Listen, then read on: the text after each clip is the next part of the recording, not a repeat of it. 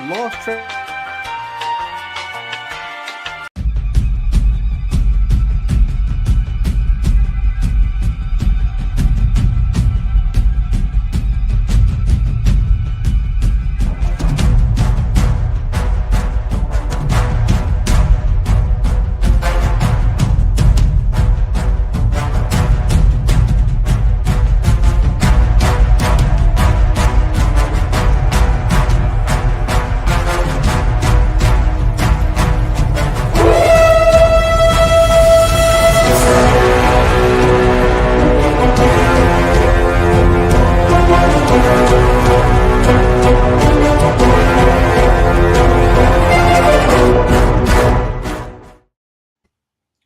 What up, what up, what up? Welcome to the Layup Game episode.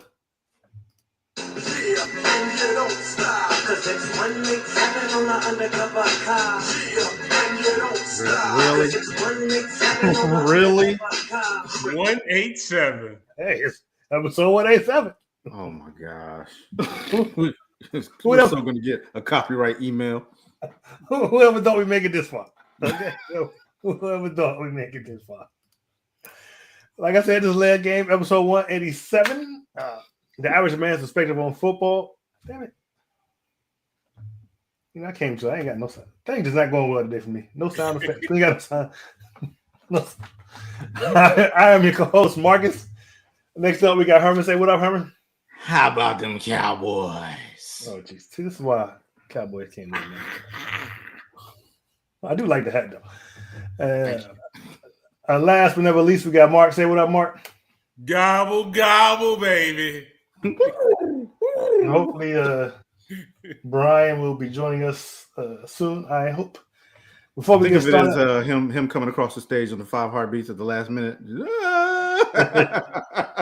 who he grabbing the microphone from? Who hosting? I don't know. It's me. I'm hosting. It's So me. he grabbing the microphone from you. So before we get started, I want to encourage everyone to like, share, and subscribe, especially if you're watching on YouTube. You can catch us on our Facebook group, The Layup Game. We're on X at The Layup Game 3 and on Instagram at The Official Layup Game and on TikTok at The Layup Game 91. You can also catch us on the Aboriginal Sports Network. We broadcast over there at the same time we broadcast over here. So go on over there and check those guys out when we're done here. They do a little bit of everything, baseball, football, MMA, WWE. They do it all over there. So go on over there and check out Aboriginal Sports Network. Week 12 is in the books. Coming up on week 13, Thanksgiving week. Obviously, some people are happy. Some of us are sad. Some of us don't really care. Mark is hosting tonight, so go ahead and start us off, Mark. Thank you, sir. We're going to start off with some NFL news, get into some hot topics, review our picks from last week, and then pick the picks for the next coming games for next week. And then we'll talk about our final thoughts. So with that said, throw it back to you, Marcus, with the first news story, please.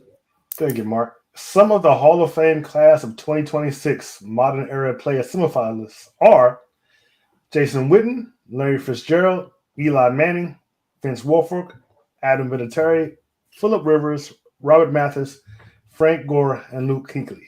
Like I said, that's just some, not all. They're like 26. I wasn't giving the whole 26, but that's about 8 or 9. What do you guys think? I can't remember because last year they had the smallest class get in. How many are they allowing to get in this year? Well, it changes every year. It's no set number. It's just how they decide. These are part. The one I gave was a part of the 26 modern area semifinalists. So there's always some coaches in there, some owners maybe in there, and some not modern era that might be in there. This is Eli's second time up, right? Is it? What was his first time? I think it's. Is this his first yes, the second time. It's the second time. I mean, when you look at this list, the only surefires I see are Jason Witten and Larry Fitzgerald. You think Vinatieri is going to get in? He should be in there. I know he should, but do you think he'll get in first time? I don't think he's going to be a first time. How's Frank Gordon not getting in? I think Vinatieri he may get in because he does hold those records. Because you look at his winning with them winning the Super Bowls, I think he gets in there. first ballot though. Do kickers go in first ballot? Have you ever seen a kicker? Typically they don't. But if one should go, it should be him. Yeah, because he was money. He'd been money for him when he. I agree but you know who gets all the glory for those is Tom Brady. Tom Brady, right? Not their first 3 Super Bowls.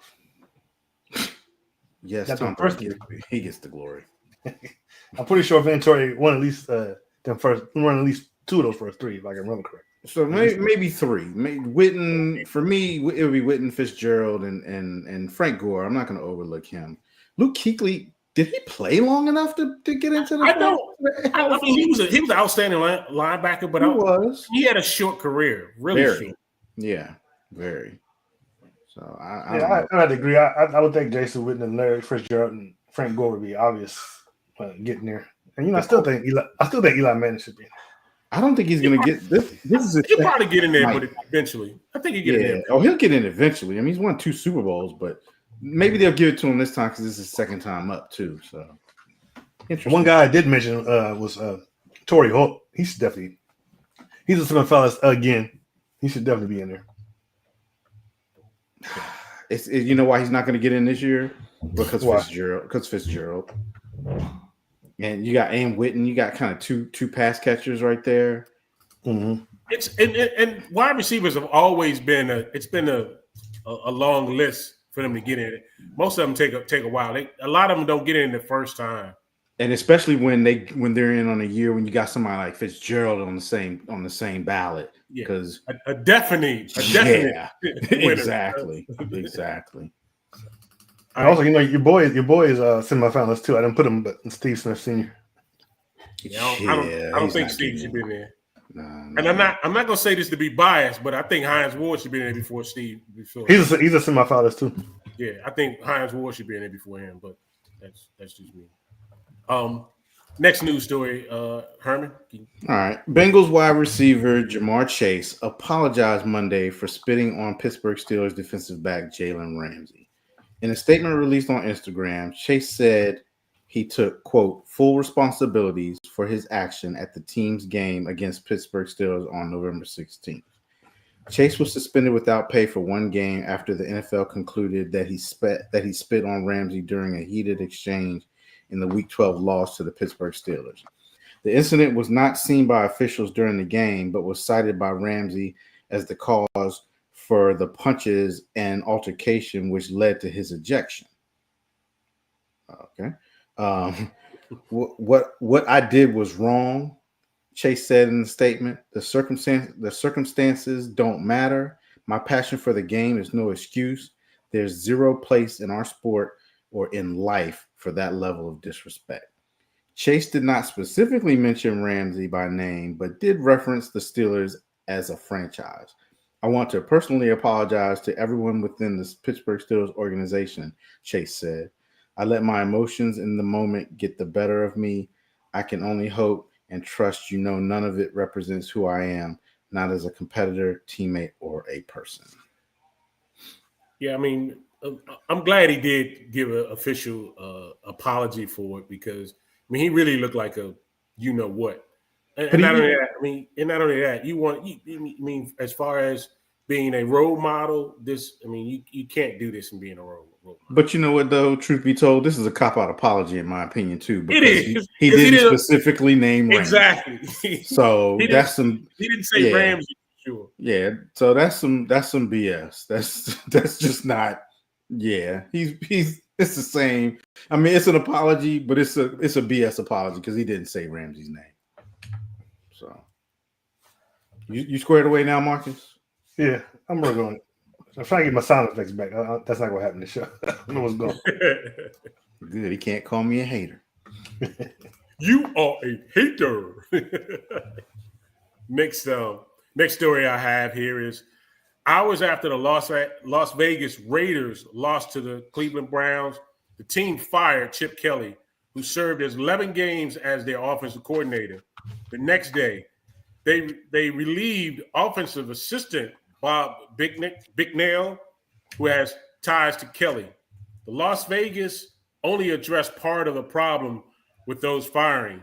Quarterback coach Greg Olson will run the offense under head coach Pete Carroll guidance, but the offensive line remains in disarray due to injuries and poor play. Coming off a 24-10 loss to the Browns, in which the offense surrendered 10 sacks and managed just 260 yards, Max Crosby, the star pass rusher,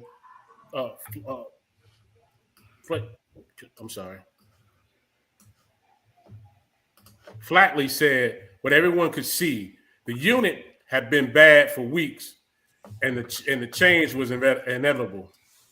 And we knew that was coming. Yeah. This is the Raiders. It's the Raiders.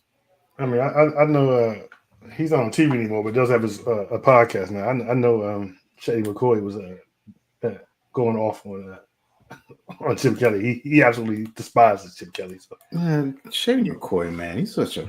Don't even get me started on that dude. We can have a whole show about him. He hasn't gotten over the fact that he shipped him out of Philly.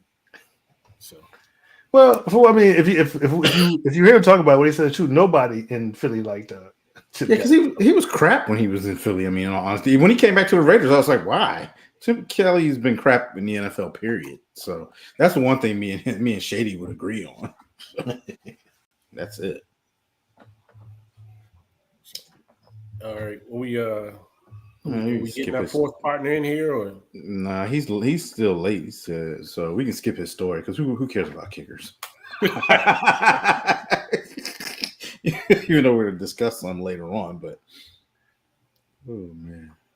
All right, so I guess that includes our news stories. Yeah. Well, that's the news. Thanks for stopping by. We'll do our own sound effects today.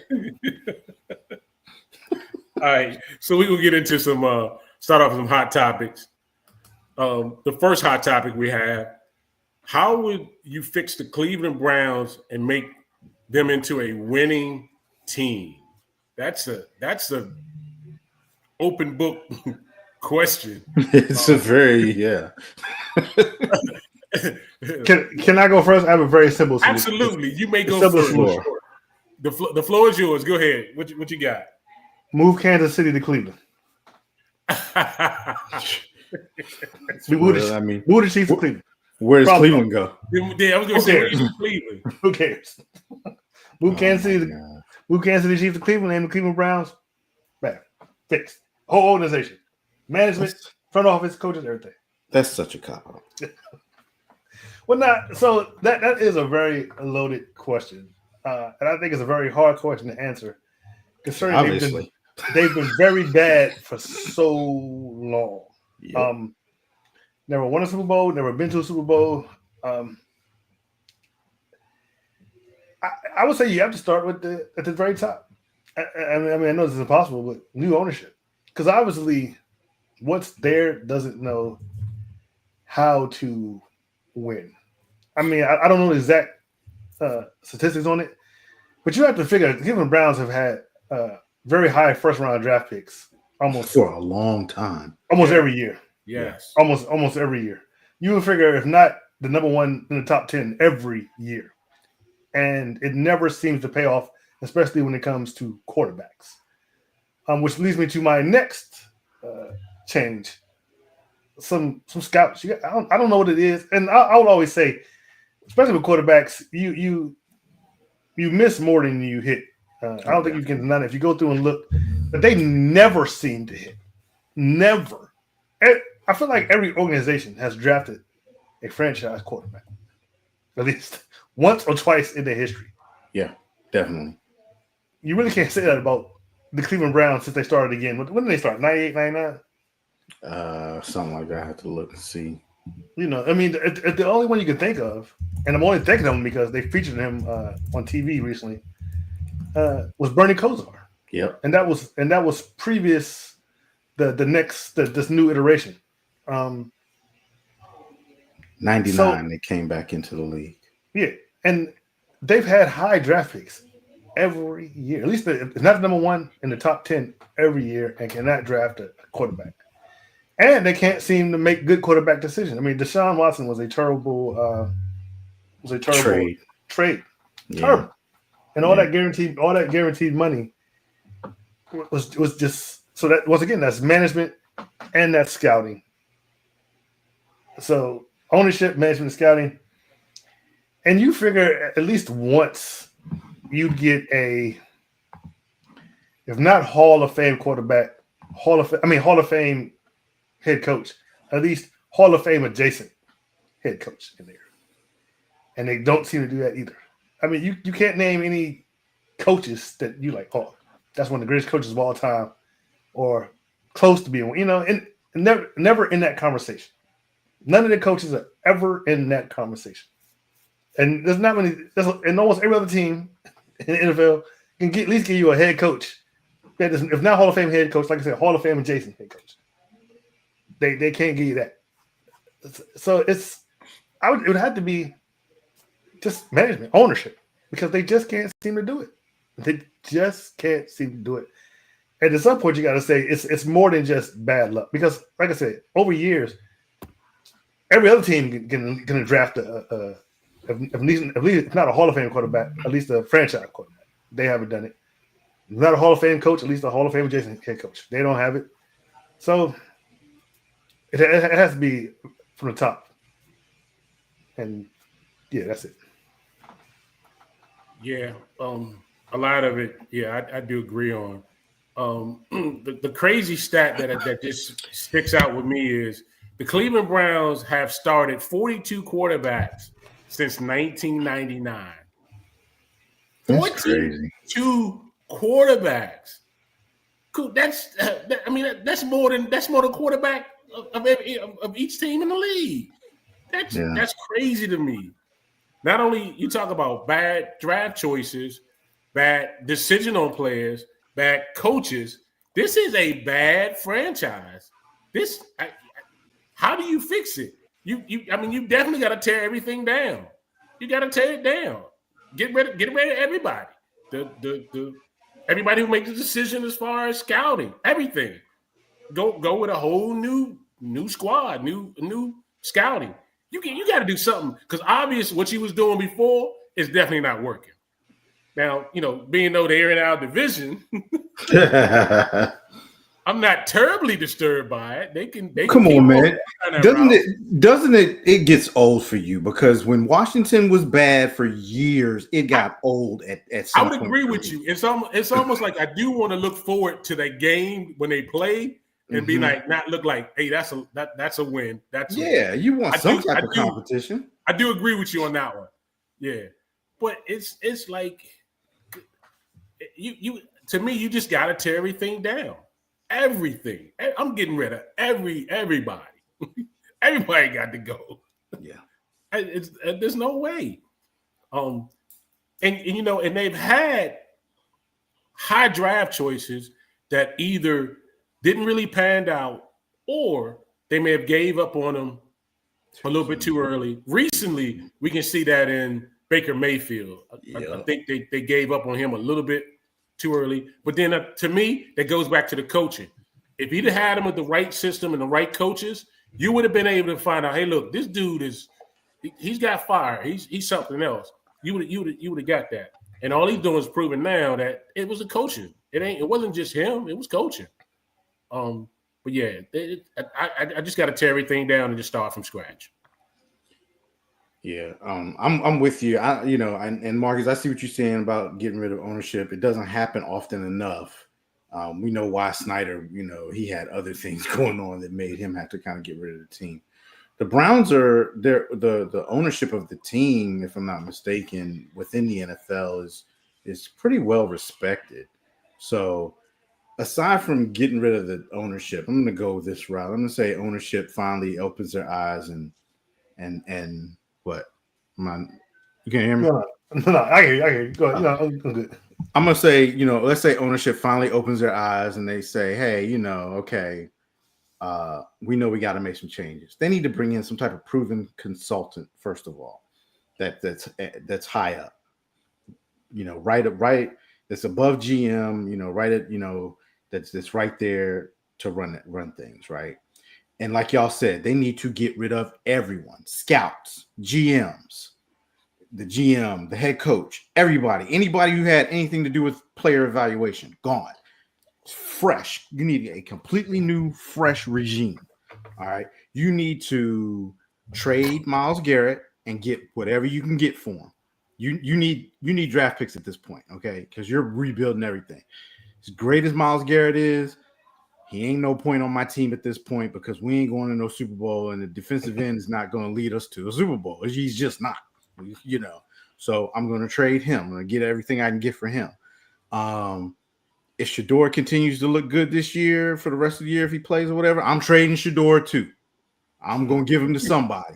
I'm getting picks. I'm piling picks. I'm telling you, I'm piling picks. But considering Shedeur was a 5th round pick, what do you think you're gonna get for him? If he shows out this year, you might get a 5 or a 4. Yeah.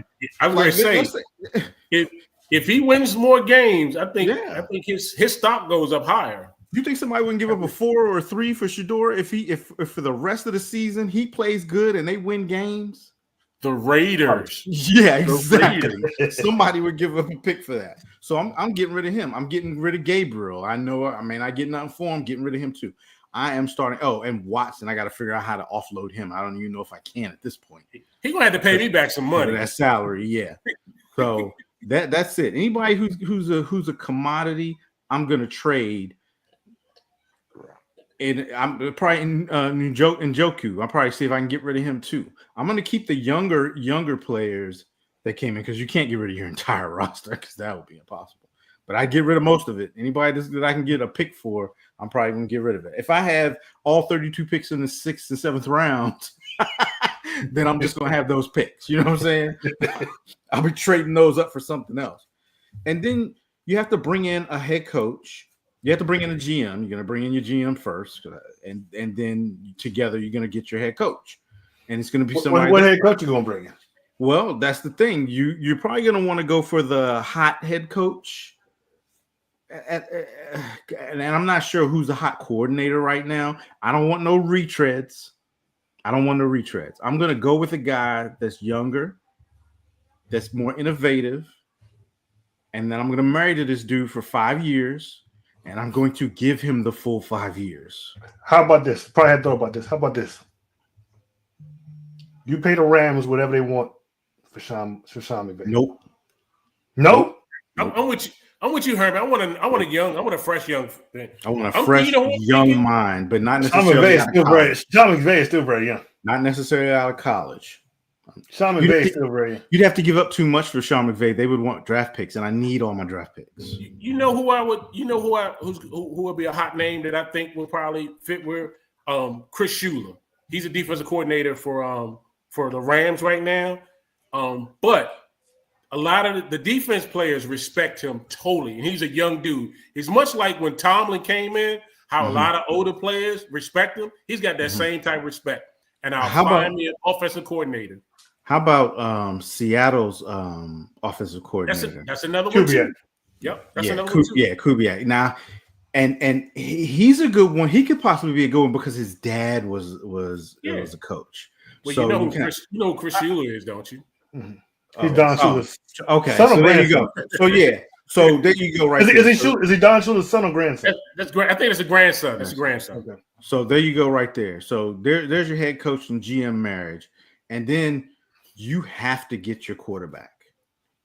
You whatever, like this draft coming up might be a little suspect, but I think the draft after this one, and y'all watch more college football than me, so the draft after this one is supposed to have a lot of quarterbacks. Would you agree? This year coming out, there's only 2 names on it I can think of that will be ready, plug and play, and be right. And see would you agree? Well, I don't know because I don't watch college. I'm thinking, what is it? Indiana's quarterback? I know you keep talking about Indiana's quarterback. Yes, Mendoza. And who's the other one? Sellers from South Carolina. Sellers. No, I haven't seen South Carolina play a lot. Yeah, them the only ones I probably would say would be ready to go in there and be NFL ready. My question is, are they surefire hits or are there questions? Because if there's questions, don't do it. Either one of them, don't do it. Well, I know with Mendoza, he runs a pro style offense. Okay. That's what they run in Indiana. So he's ready to hit. He's ready to hit the ground running. If you need to bring in a consultant for quarterbacks, bring that in. You know what I mean? But you have to hit on your quarterback, and then you have to start building that offensive line. just like Dallas did over the years, building our offensive line. It's not the Agree. prettiest picks. It's not pretty, but you have to build that offensive line. So you might even do that first. You might even start to build that offensive line first in next year's draft, and then the following year you take your quarterback. Agree. But Yeah. you got to get that line built up, and you got to get your quarterback. So I heard y'all dispute against it, but I'm telling you, I would spend the money and buy McVay out of his contract. Nah, you got to give up too many picks. It's not about the money. But you said you need an overhaul. You need a drastic measure. I'm buying McVay out of his contract and getting him. But did McVay really build the Rams? Yes, he's been there a while now. He's been there a while, but everybody that's there now is him. Maybe not when he first started, but everybody's there. I want fresh. I want fresh and new. This is the then Browns. Then you're taking a chance on a. We always know the hot coaches don't always work out. But you have to give them a chance. You have to give them time. You got to give him his don't bow out at 3 years when it's not looking good. You know, give him his chance. So, but after that, you just build your team through the draft and you selectively do free agency, and I think that gets them at least in contention within the division. So. It's a tough thing to do for the Browns. It really is. It is. I mean, it's been 25, 26 years and they ain't done it yet. So, yeah. And when you look at their ownership now, the Hazlitt Group that owns it now, they only had it for 13 years now. So it ain't a real long time as far as So hopefully they can figure it out and get it together at some point. Yeah. All right. Our next hot topic we have is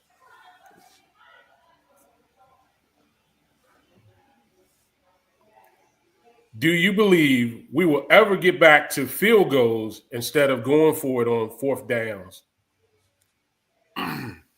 I'll go first with this one. I mean, I think they play a lot into the what you call it, the mathematics, the statistics, yeah. On this, with some cases it could I can understand it work. Some cases, man, you don't leave points off the board. You just take the points. I think if you just go back to the philosophy of thinking like, hey, look, I want the 3. I don't care. I want to put points on the board. Then we can get back to just putting points on the board and not worry about it. But you just got this analytic, the coaches that believe that this stuff really analytics. This formula. Right. There you go. That's what I'm looking for. Thank you. Yeah. They got this formula that they want to go by just to get this idea of, hey, if we can do this just to. Out of the 10 times that we try, we at least gonna hit on about 5 of them. Nah, take the 3 points. I think we get back to just scoring field goals and not really going for it on fourth down. I think another thing is that it depends on the situation. If we in a playoff situation and I gotta win this game, hell yeah, I'm going for it. It's gonna be all or nothing. So between that, it's got to be the situation. 2, going forward to win the game when nothing else failed is always going to be the route to go. But if you're talking about a regular season game and you're trying to win as far as points, stay ahead of, kick the field goal, take the points and move on. Herman, what you have to say about it? Yeah. You know what? I don't know that we're gonna get back to seeing that to take the points and kick the field goals because for one, have y'all seen some of these field goal kickers out here right now? They are missing stuff, and I'm like, man, every time I see a field goal kicker miss, I'd be like, thank you that we have Brandon Aubrey because I'm like, they're missing 42 yarders and they're not even close. Like, dude, it's only a 42 yarder. How are you kicking that 10 yards wide? So I feel like for one, they are playing with the analytics of it. And the chart is crazy because Darian was showing me some pictures of the analytics charts that they use for high school. So I can only imagine what it's like for the NFL. It's crazy.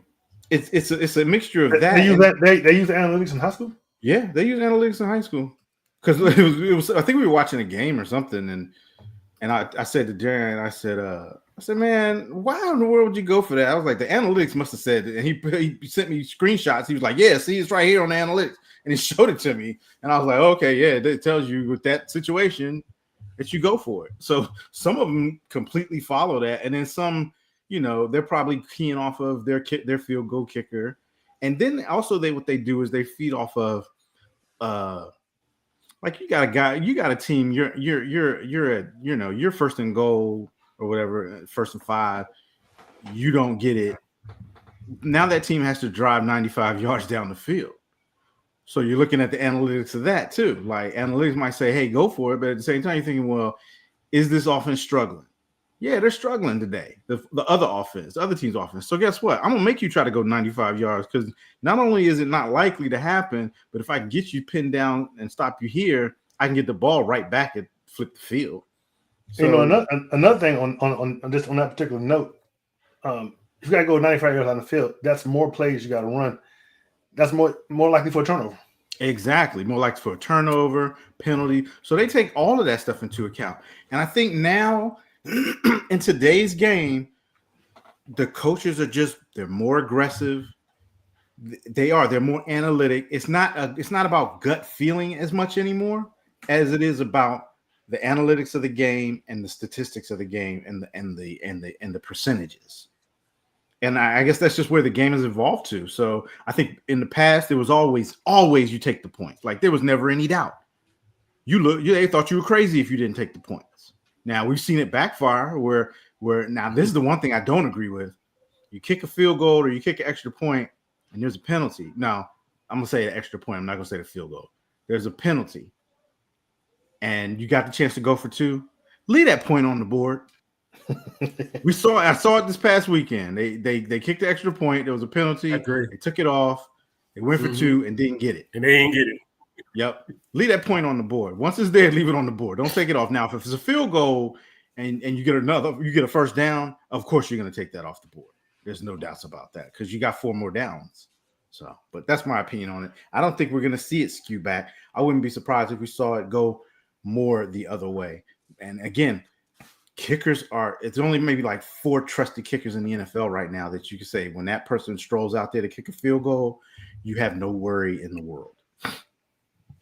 Hey, look, that's still better odds than you said you don't watch college football. That's still better odds than college. If you think kicking is bad in the NFL, it's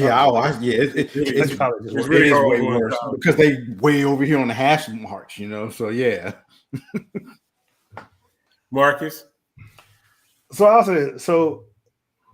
I believe it will go back at some point, but the NFL is a copycat league, and the reason why going forward on 4th down is so popular now is because of 2 teams, the Lions and the Eagles.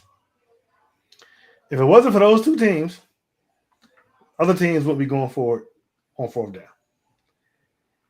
So once this era of the Lions and the Eagles fade out, it'll probably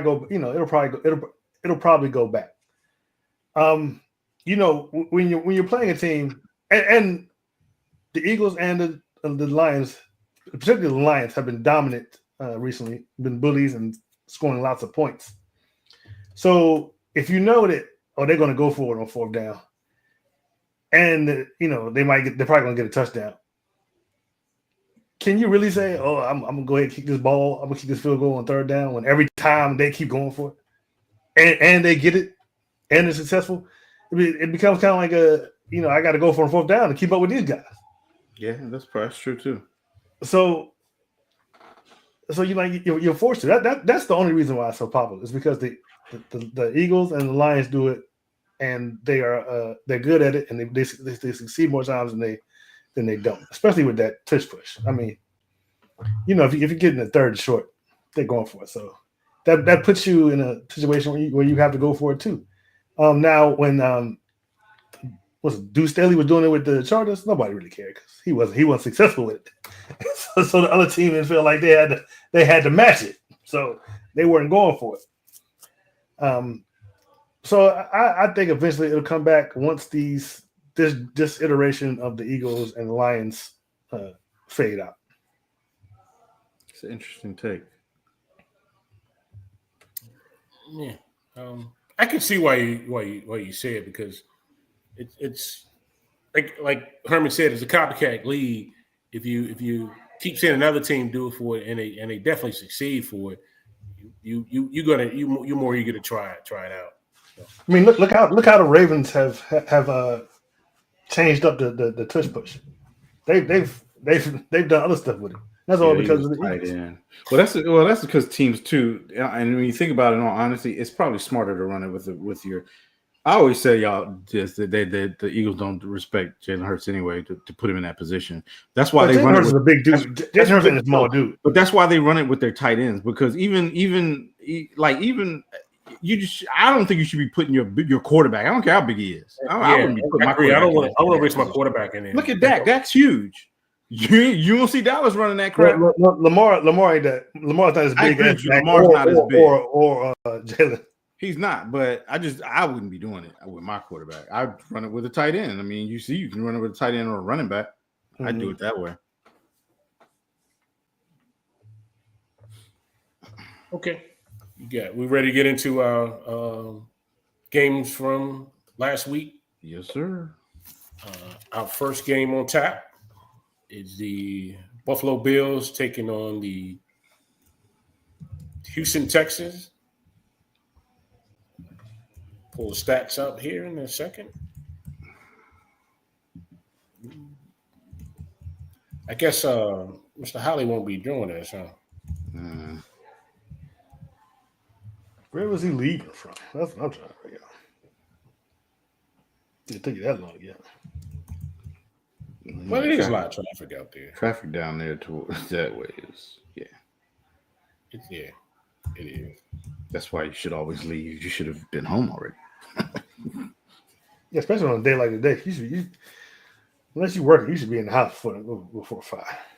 Because it ain't nothing but a mess out there. Especially if you got a show to do.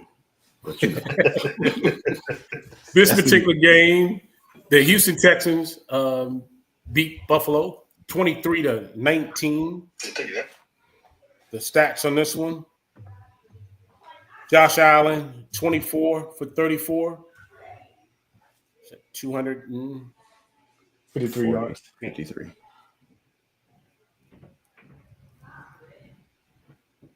253 yards passing. 253 yards passing, 0 touchdowns, 2 interceptions. James Cook 17 for 116, 1 touchdown. Shakur 8 catches for 110 yards, no touchdowns. Davis Mills, MVP candidate Davis Mills. Come on. He's going to play 3 games this season. I don't know what you're talking about. 16 for 30, 153 yards, 2 touchdowns. Woody Marks 16 carries for 74 yards. Nick Collins 3 catches for 55 yards. Herman, I'll let you go first on this one. Who did you have in there? Yeah, I went along with the get along, and I picked the Bills in this one. Totally wrong. The big things in this game were Mills, MVP candidate, Davis Mills. He's playing at a high level for a backup quarterback. And then Houston, he had 153 yards. He had 153 yards. I mean, he's playing on the level of the champs quarterback. So that's about. You give Jalen Hurts you give him hell for that. But he's a backup quarterback. This guy's a backup, not a starter. But agree. The big thing was the defense. Houston's defense is balling. They were balling, and I think that's why they won the game. Two interceptions off of Josh Allen. Now all of a sudden Josh Allen doesn't have any help. But earlier in the year when they got rid of Diggs, it was the best thing since sliced bread because he could feed everybody. Now he's last year. No, that was earlier. No, that was earlier this year. But Diggs was gone last year though. No, but earlier this year when they started off really good and the Bills were hot, it was he could feed everybody because Diggs was gone. Yeah, the whole thing was everybody eating. Yeah, everybody eat exactly. But now ain't nobody eating. Now he needs help. So what is it? But I picked the Bills and got this one wrong. Marcus? Yeah, I picked the Bills also. They're just an up and down team this year. And like Herman said, Houston's defense. So there's one stat that you didn't give, Mark. Josh Allen had 253 yards rushing, but as a total, passing. As a total, he only had 103 yards, which means he got sacked for 70 yards. That's a lot of yards on some 8 sacks. He was sacked 8 times. Sacks, along with the 2 interceptions. Because if you look at the stats, you could say, "Oh, Buffalo." If you just know about the stats, you'd be like, "Buffalo won this game." Yeah, you would think so. Until you look at these defensive stats, and you're like, "Okay, I see what happened." And Houston's defense came to play, and the Buffalo Bills, they're too inconsistent. And it's a shame that the year the Chiefs aren't doing that great, and you're not doing that great, and you're not even the leader in your division right now, and the Broncos and the Patriots are doing good, and the Colts are doing good. Yeah. This was your year. KC is down a little bit, even though KC might be on a rebound. They're down a little bit, and you down too. That just sucks for Buffalo. This just sucks. Yeah, that's I picked Buffalo, and I was wrong. Yeah, I took Buffalo also. This is the Texans' 6th win in the last 8 games. They started out the season 0-3. Defense, like you said, had 8 sacks. Josh Allen was sacked the most in a game in his career. That's crazy. For the Texans, they had actually 6 different players record sacks. James Cook was a forgotten man. He started out good, but he was kind of like a forgotten man towards the end of this game. But I would have never imagined Davis Mills outperforming Josh Allen in this particular game. But Bills are a 2 up and down team. They really got to pick it up now, because every game now is gonna feel like them. It's gonna be like a playoff game for them. Yeah. So I took the Bills and I got it wrong. If they don't mess around and get it together, and Kansas City goes on a win streak, they're going to play a game in Kansas City instead of playing it at home against Kansas City in the playoffs. No, Kansas City's not winning that Super Bowl. I mean, no. You know what I'm saying? They're going to have to. They're going to have to play Kansas City in Kansas City in a playoff game instead of playing them in their home. No, they won't, because Kansas City would have to win the division, and Kansas City's not going to win their division. Buffalo might not win the division. I know. What I'm saying is Kansas City's not going to win the division. Kansas City gets in, they're going to be a wild card. But so wouldn't Buffalo? They wouldn't. Buffalo and Kansas City might not even see each other unless it was in the you might championship game. You might be right. So, like you said, neither one of them are going to win their division. So that's not going to be home games for either one of them.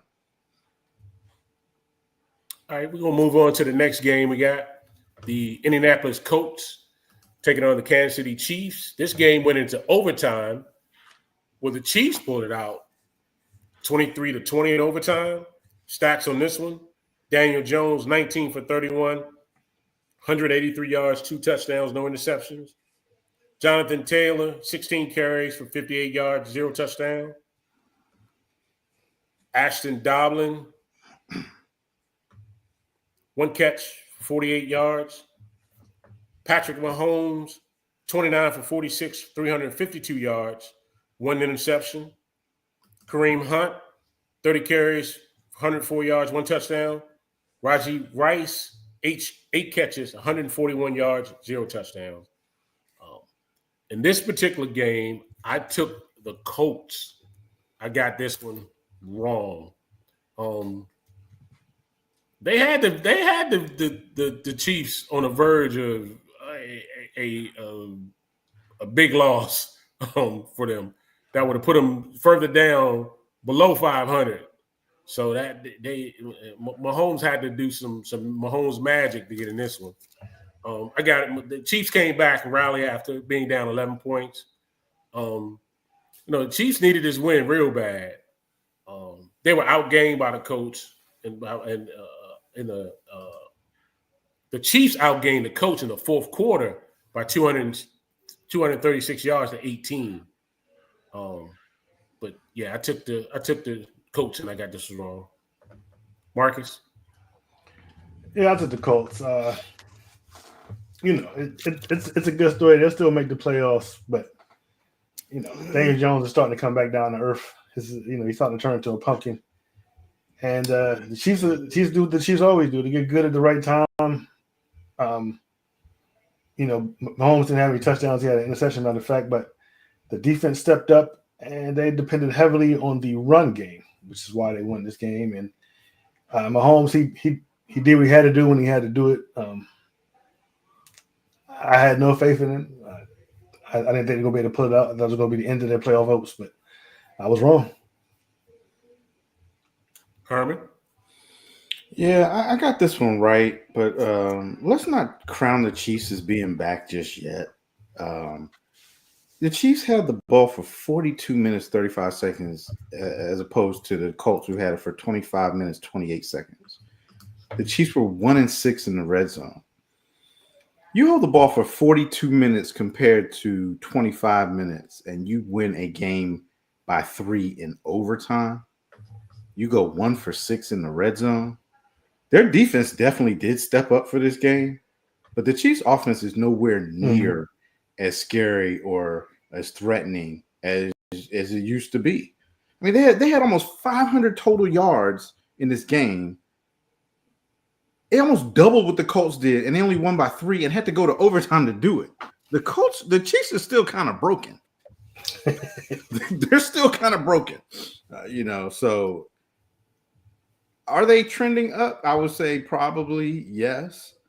But right now, they're still broken. And once they run into this buzzsaw on Thursday, they may be broke for good. Oh, God. But yeah, I did pick the Chiefs. I did get this one right.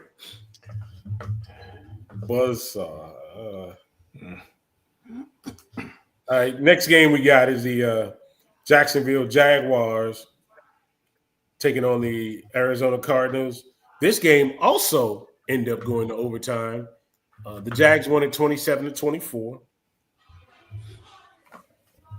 Stats on this one.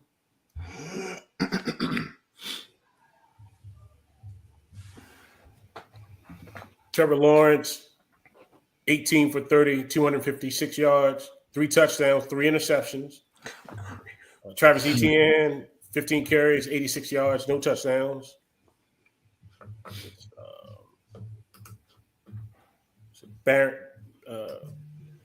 Brenton Strange, 5 catches for 93 yards, 0 touchdowns. Jacoby Brissett, 33 for 49, 317 yards, 1 touchdown, 0 interceptions. Michael Carter, 5 carries, 28 yards, 0 touchdowns. And Michael Wilson, leading receiver, 10 catches for 108 yards, 0 touchdowns. Herman, how did you start it off? Who did you have in this one? Yeah, I had the Jags in this one. I have no faith in the Cardinals, even though they did go into overtime. Jags are 7-4. They're like, I don't know what to expect from the Jags half the time anyway. But I picked them in this one because I knew that they were better than the Cardinals. Trevor Lawrence, 18 for 30, 3 touchdowns, 256 is good, but bruh, them 3 interceptions, man, you got to do something about that. We can't have that. They went 3 for 5 in the red zone, whereas Arizona went 1 for 3. So Arizona they're not scoring touchdowns. But I did pick the Jags. I got this one right. Marcus? Yeah, I also picked the Jaguars. Like Herman said, 3 interceptions. Arizona should have won this game. Jaguars were just able to beat a lesser team, but not much lesser. That's not good. They didn't look great doing it. But like I said, Arizona, they can't turn 3 interceptions into a win. I don't know what to tell you. But I picked the Jaguars now. I was right. Yeah, I was with you guys also. I took the Jaguars. The Jaguars turned the ball over 4 times, and they still found a way to win this game. Yeah. Can you believe that? Or you should say the Jaguars turned the ball over 4 times, and the Cardinals still found a way to lose this game. That's more like that's more like it. Yeah, But there's like week to week, man. I don't know which Jacksonville team I'm going to see. sure I don't. really don't. It's crazy. We see inconsistent play so much from Trevor Lawrence. I really just don't know what we're going to see out of him. Really, it's crazy. It is.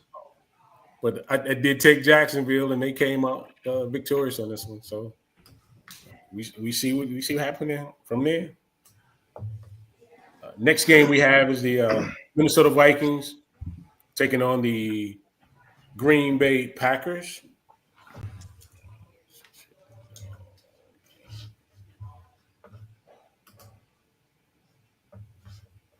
This game was not much of a competition. This is Green Bay won it 23-6, but kind of left you questioning, where do the Vikings go from here? The stats on this one: J.J. McCarthy, 12 for 19, 87 yards, sacked 5 times, 2 interceptions. Jordan Mason, 8 carries for 42 yards. Justin Jefferson. You all right, Herm? Yeah. That's it. The hiccups. 4 catches for 49 yards. That was a loud one, too. For the Green Bay Packers, Jordan Love, 14 for 21, 139 yards. Sacked 1 time. Emmanuel Wilson. They didn't pull this dude off the shelf. 28 carries for 107 yards, 2 touchdowns. Christian Watson, 5 catches for 49 yards. In this one, I did take the Packers. I thought that I'm sorry. Did I? Yeah, you picked. Yeah, I took the Packers. I did take the Packers.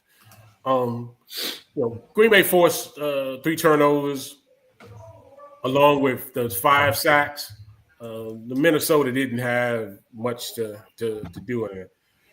This is the first time I've seen a Kevin O'Connell coached Minnesota team, having issues with their quarterback. This is different. This is his quarterback, though. Yeah, Yep. yeah. Yes, it is. We see if they can play their ways out of this slump. But this team had, especially after coming after winning 14 games last year, they're not looking so good right now. But I took the Packers on this one, and I got it right. Marcus, who did you have? Yeah, I took the Packers also. The Packers don't look that great either. They just look better than Minnesota. Love was 14 21, 139 yards. I mean, this seems to be the year of the quarterback not getting too much yards. I don't know what's going on up and down, but they played a lesser team. Like you said, this is the first real bad offense we've seen of a Kevin O'Connell. When what's his name? Kirk was there. They had a very good offense. Mm-hmm. And last year when Donald was the quarterback, had very good offense. But like you said, Herman, it doesn't bode well that this was your dude. Sure doesn't. And you let Donald go. To start this guy. It's what are they, 14-3 last year? 14-3. That's a hell of a drop. You're not going to make the playoffs. You're probably not going to have a 500 record this year. That's a hell of a drop, boy. So yeah, I don't know what to say about the Vikings, but I picked the Packers. But like I said, they don't look too much better. They just played a lesser team. Herman? Yeah, I picked the Packers in this one too, and I'm with y'all. The Packers, they're very up and down too, and they don't look that great. I expected them to look a lot better. And I ain't mad that they're not looking great, because if they go out in the first round of the playoffs, that's just a better pick for my Cowboys. But Yeah. But, because when we made that trade, everybody was like, oh, this is going to be like the 30th pick in the draft this year. Well, it's not looking like it's going to be that low right now. So That's true. it's looking kind of good right now. But on to the Vikings, man. If I'm Viking ownership, I'm side-eyeing the GM and I'm side-eyeing O'Connell because you had a quarterback running this team and got you, like you said, 14-3 last year. 14 wins last year. And now we 4-7 because you wanted to roll with this quarterback that you had so much faith in. This was a bad decision, bro. And then and to top it off, that same quarterback is lighting it up in Seattle.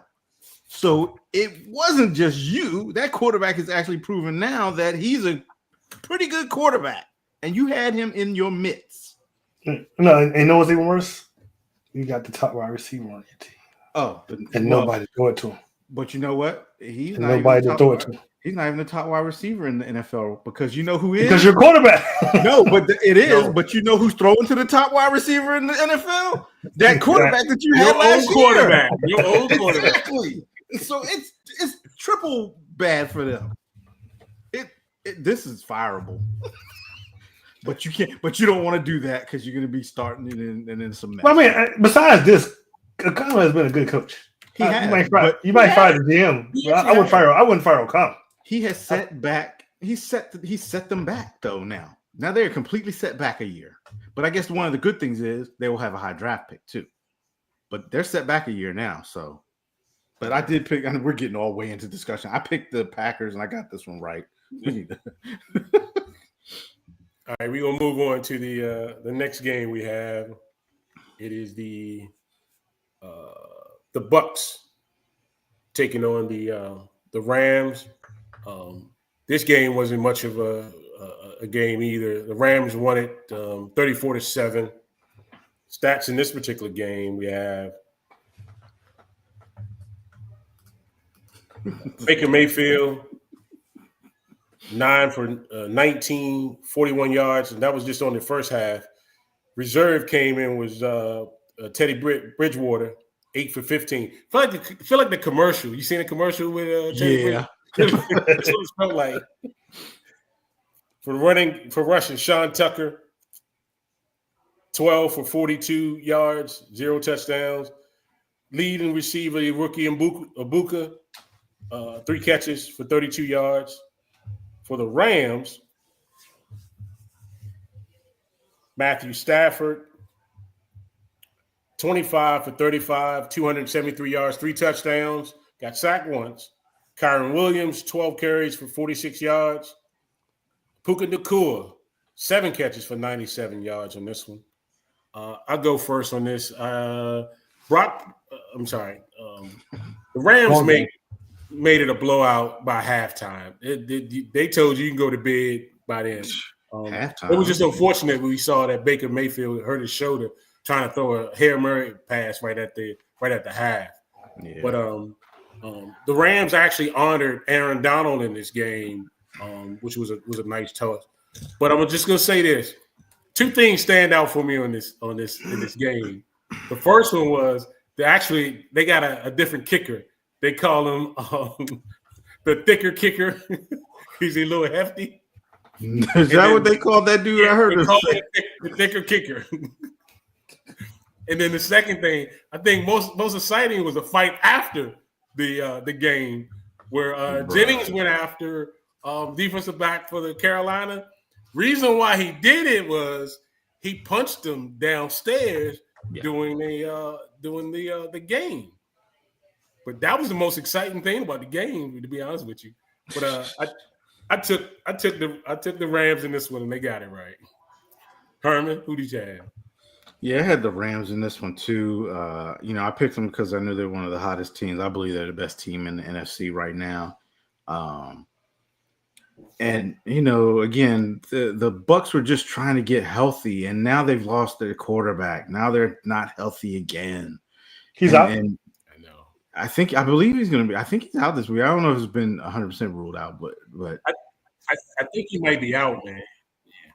Yeah, but it's and what they're 6-5 now, and are they tied with Atlanta. No, they're tied with the Panthers. Carolina, tied with the Panthers. Yeah, they're tied with the Panthers for first place in the division now. If the Panthers, we'll talk about that game next, but the Panthers had won, they would have had the division. It's like they're just going downhill. The Bucks are, but the Rams, man, between Puka and Devontae Adams, who forgot that he's an old guy because he ain't playing like one, he out there balling. So this is a hard team to deal with, and then their defense is tight too. So yeah, I picked the Rams. Got this one right. Marcus. Yeah, I picked the Rams as well, and considering the discussion we had last week, I'm gonna have to say Rams are definitely number one in team. Mm-hmm. Not only in the NFC, I think they might be the number one team in the NFL. They dominated this game, like you said. It was over by halftime. They didn't look like the same. They were in the same league, to be honest with you. And I hate to see Baker Field go like that. Doing all that, hurt himself for a lost cause. Yeah. And all the accolades he was getting early in the year, MVP, and now, the Panthers are right there with him. If he's out, I'm gonna say the Panthers probably gonna win the division, and especially if he's out for a substantial period of time, the Panthers might win this division. It's just I hate to see it go down like that, but the Rams showed who they were, and I would like to reiterate that they are my Super Bowl pick. I didn't pick them to win the Super Bowl, but I did pick them to make the Super Bowl. So. But you didn't think they were the best team in the NFC, though. Go figure. I said they were number 2. I was up there. All right, so moving into the last game is the Carolina Panthers taking on the 49ers. 49ers won it 20-9. This game, Bryce Young, 18 for 29, 169 yards, 1 touchdown, 2 interceptions. Rico Dowdle, 6 carries, 36 yards. Also, Rico Dowdle, 4 catches for 36 yards, leading receiver. For the Niners, Brock Purdy was back in full form. 23 for 32, 193 yards, 1 touchdown, 3 interceptions. McCaffrey, 24 for 89 yards, 1 touchdown. Kittle, 6 receptions, 78 yards in this one. Marcus, who did you have in this?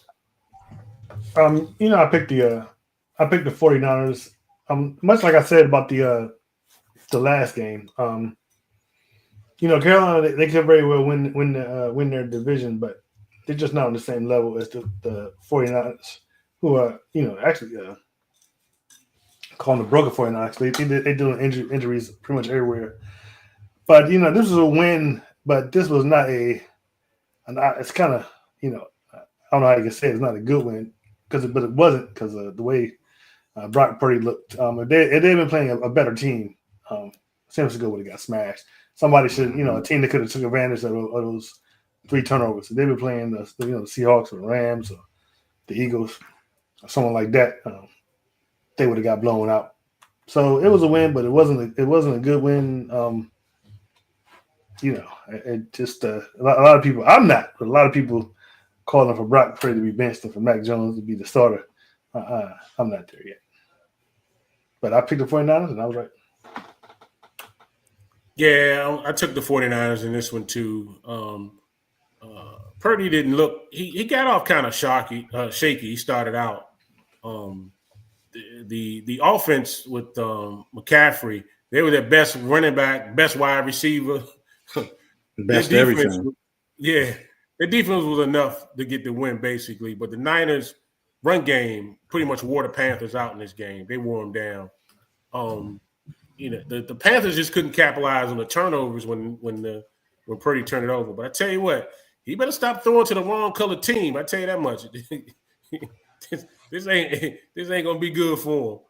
But I took the Panthers. I'm sorry, I took the 49ers, and they won it. Herman, don't have your music. You big dummy. You big cold-blooded dummy. Yeah, as you can see from wearing the hat. See, I'm true to wearing the hat. I don't skip the show when I lone wolf and have to wear a hat. Thank you, Herman. I don't do that. But yeah, like you said, the Panthers couldn't take advantage of the 3 turnovers by Brock Purdy. And that's because the 49ers defense was stout. As hurt as that defense is, and as many people as they've lost, them bringing back Robert Saleh was the best thing they could have ever done. Period. They play for that dude. They really do. And that's why they're still in it. But like you said, Marcus, go into the playoffs playing like that, Brock Purdy, and it's one and done. Because the teams that are in the playoffs, they're going to take advantage of 3 picks. You can count on that. But again, I was wrong. I expected the Panthers to come out and get that upset, but they just couldn't do anything on offense. They really couldn't do anything on offense. It looked really bad. So I picked the Panthers, and I got that one wrong. Wow. Okay. You big dummy.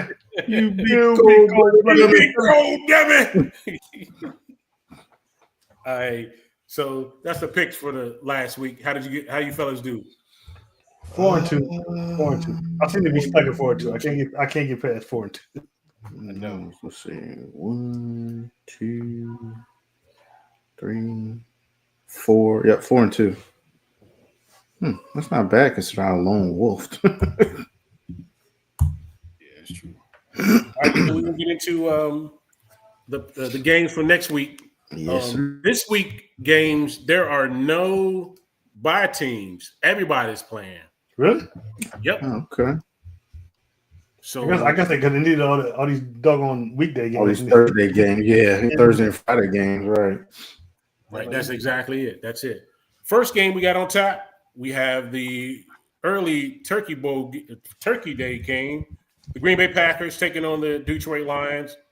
Lions 3 points. To predictor has the Lions at 54%. This should be a good one.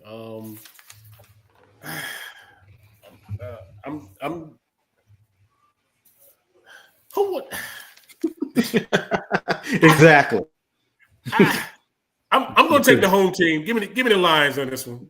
I'm taking the Lions. You don't know which team is showing up with these 2 teams. I'm serious. I'm taking the Lions. Herman, who you got? I'm going to go with the Packers because you know why? Because you're a hater.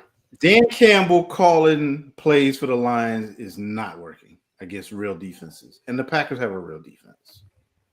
Dan Campbell does not know how to adjust. He doesn't know how to call plays to take advantage of what the defense is doing. He's just out there running Madden, and it ain't working.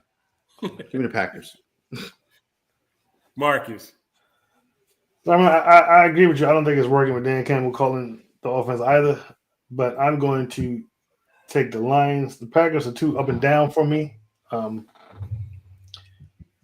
oddly enough, I don't know how it plays out if the Lions do it. It might, because right now the Lions are not in the playoffs. The Packers are in it.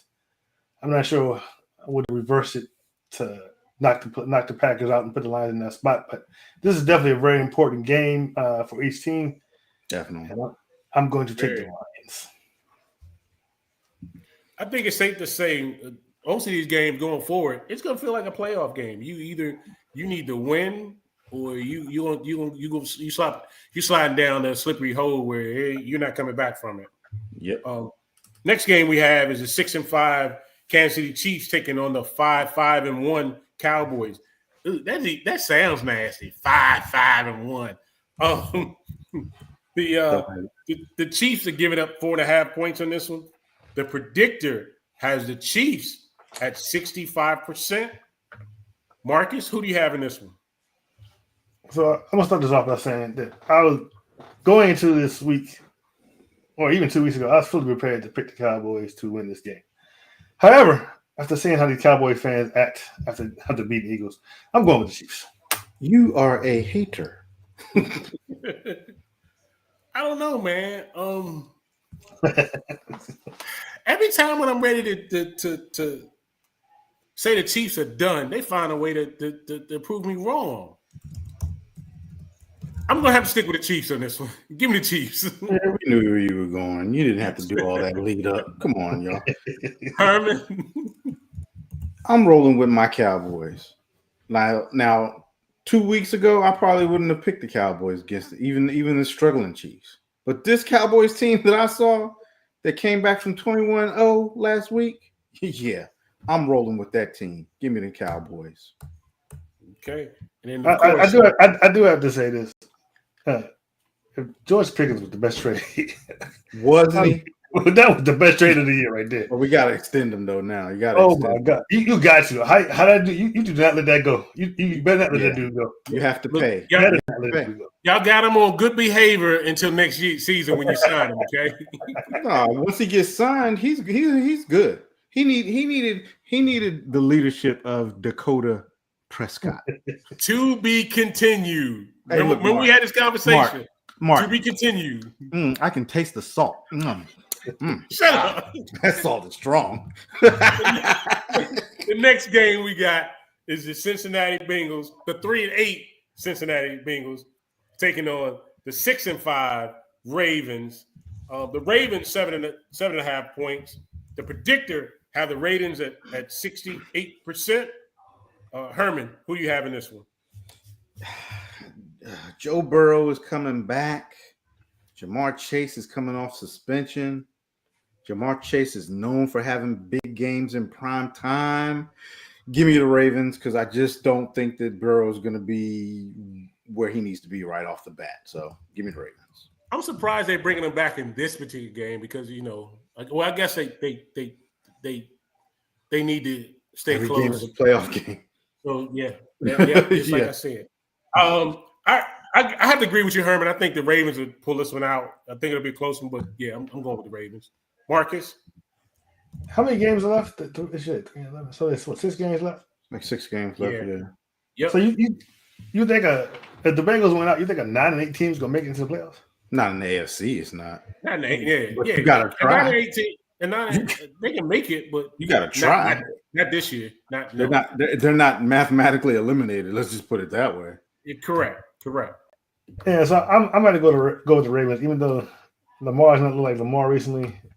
Derek has not looked like Derek recently, and offense has looked like garbage. And defense has actually stepped up a little bit. I'm gonna go with the Ravens, but they need to. If they hope to go into the playoffs strong, they need to, and they need to win out too. So they got to get it together. I'm going with the Ravens. Okay. Next game we have the 3-8. I'm sorry, the 8-3 Chicago Bears at the 8-3 Eagles. Eagles 7 points. The predictor has the Eagles at 69%. And I mean, this is definitely an NFC playoff preview. The way the Eagles been squeaking out, both of these teams have been like barely winning games like closely. I don't know, the Eagles. I mean, the Bears are trending upward more than the Eagles, in my opinion. I'm gonna take the Bears in this one. Believe it or not, I think the Eagles gonna fall down towards the end of this at some point. So give me the Bears in this one. I'm taking the Bears. Marcus? As much as I would like to pick the Bears, I'm not ready to pick against the Eagles. I'm going to pick the Eagles, but they need to get rid of their OC quick and in a hurry. I'm picking the Eagles. Herman? So I have one word for you. The word is exposed. And how do you spell exposed? EAGLES. Eagles. I'm rolling with you, Mark. Give me the Bears. Philadelphia is going to lose their minds when they lose 2 in a row. It's a wrap. Exposed. EAGLESE. Exposed. Exposed. Next game, we got the 9-2 Denver Broncos taking on the 3-8 Washington Commanders. 6.5 points, Broncos. 60%. The predictor has the Broncos at 60%. I'm afraid to say this, Marcus. I don't see y'all winning this game. Give me the Broncos. Herman? You know, it's funny to me. This isn't just as simple as an easy pick to pick the Broncos because I don't trust the Broncos offense. You just don't know what offense is going to show up for them sometimes. And Bo Callahan be looking crazy like he mad because they didn't come to his birthday party half the time. But with that being said, and do we know if what you call is playing? No, Ooh. he's not. Jaden's not playing. No, Give Jaden me ain't playing. Yeah, give me the Broncos just because they're supposed to be the better team. But don't be surprised if Washington pulls off an upset here. Marcus?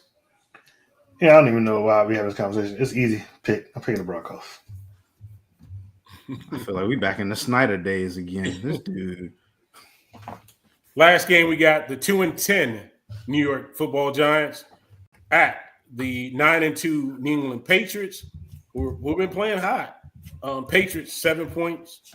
The predictor has the Patriots at 57 points. Herman, who you got in this one? I'm going with the Patriots. I have been underestimating the Patriots probably all season. I haven't really bought into them. But at home against the Giants, I'm going to buy in this week at least. So give me the Patriots. They're a lot better than I'm giving them credit for. Marcus? I believe the Patriots are a much better team. I have more faith in the Patriots. However, I'm going back to them 2 Super Bowls. I'm going with Jameis Winston and the Giants. I thought about that, but I just couldn't do it. Couldn't do it. Yeah, I think the Giants will put up a fight, but I got the Patriots on this one, man. I think they're gearing up for a nice little run. I like the way they've been winning games lately, so I'm taking the Patriots. We have to have Right, Eddie Kane. We have to have Eddie Kane put his picks on Facebook. I was about to say, yeah, Mr. Holly, get them picks in there. All right, we're running past 18 minutes after 9, so we're going to end the show with our final thoughts. I'll start it off with I hope everybody have a nice Thanksgiving tomorrow. Friends, family, loved ones, enjoy them, hug them, have a good time, eat plenty of food, watch football, and enjoy yourself. Because I'm definitely am. Happy Thanksgiving. Herman? Yeah, I just want to second that and say happy Thanksgiving to everyone out there. Enjoy this time with your family. I'm thankful for my family and my friends that I have. And if your team is playing tomorrow, eat before your team plays. Let that food digest because some people are not going to be. Oh, no, what about the Detroit game, bro? That's pretty early. You trying to tell people eat it at noon? Hey, look, You can have a sandwich. You can have a sandwich. You got to have something. You got to have something because you might not want to eat it. Who's serving Thanksgiving dinner at noon, man? But actually, I eat around 1 o'clock. Snack. I ain't eating dinner. I eat Thanksgiving lunch so I can eat Thanksgiving dinner later. See, that's how you get to eat 2 meals in one day. But get some food on your stomach before your team plays at least, because once they play, you might not want to eat after that. Because I know I always eat early. So, but happy Thanksgiving, everybody. Appreciate y'all watching. Marcus, take us out. I'm about to say, if y'all ain't got no final thoughts, this the easiest one. This like one of the easiest final thoughts of the year right here. This and Christmas. So I just want to reiterate on that. Happy Thanksgiving. I got a lot to be thankful for. The latter part of this year has been a little bit rough, but it's looking up, and hopefully going to 2026 without all this this drama hanging over my head. But also want to encourage, just remind all you over 30 Turkey Bowl players to remember you are over 30. Stretch. Did he freeze? Okay. He froze. Remember that you are over 30. It's stretch, and and you probably should be playing touch or tag or flag, not tackle. Yeah, you definitely should be doing that. Definitely flag. And Flag. and if you don't have any health insurance, you probably want to sit this one out. But before we get out of here, I want to encourage everyone to like, share, and subscribe. So if you're watching on YouTube, you can catch us on our Facebook group, The Lay of Game. You can also catch us on X at The Lay of Game 3, on Instagram at The Official Lay of Game, and on TikTok at The Lay of Game 91. You can also catch us over on the Aboriginal Sports Network. So please go on over there and check those guys out. That's the Aboriginal Sports Network. We will see you next week. Same bat time, same bat channel. Peace. Yep. Peace.